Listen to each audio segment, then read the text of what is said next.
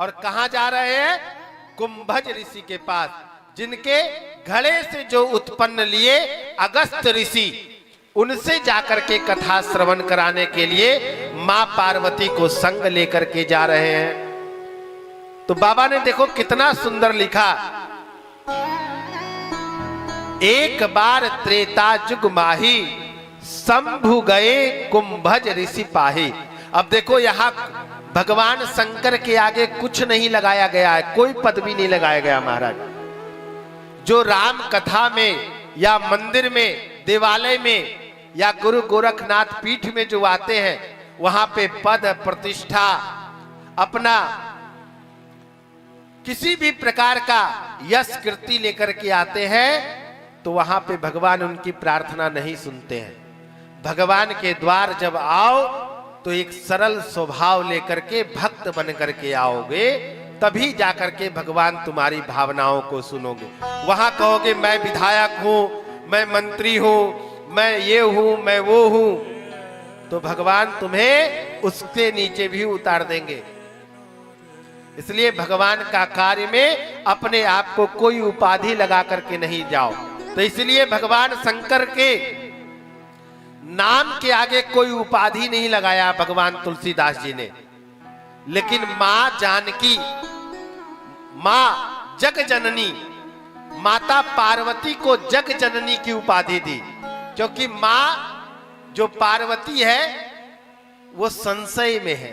क्योंकि महिलाओं को बहुत जल्दी विश्वास नहीं होता, बहुत संशय रहता है, और जब संशय रहता है तो बहुत घमंड में चूर रहती है। तो अहंकार लेकर के जा रही है मां भवानी कथा सुनने के लिए राम की। तो भगवान पूज्यपाद गोस्वामी तुलसीदास जी ने उनके आगे लगाया, संग सती जग जननी भवानी, पूजे ऋषि अखिलेश्वर जानी। अब राम की कथा सुनने पार्वती नहीं जा रही है, कौन जा रही है? जगत की जननी जा रही है। तो जब जगत की जननी बन के जा रही है, तो कैसे वो राम कथा को श्रवण कर पाएगी आनंद पूर्वक?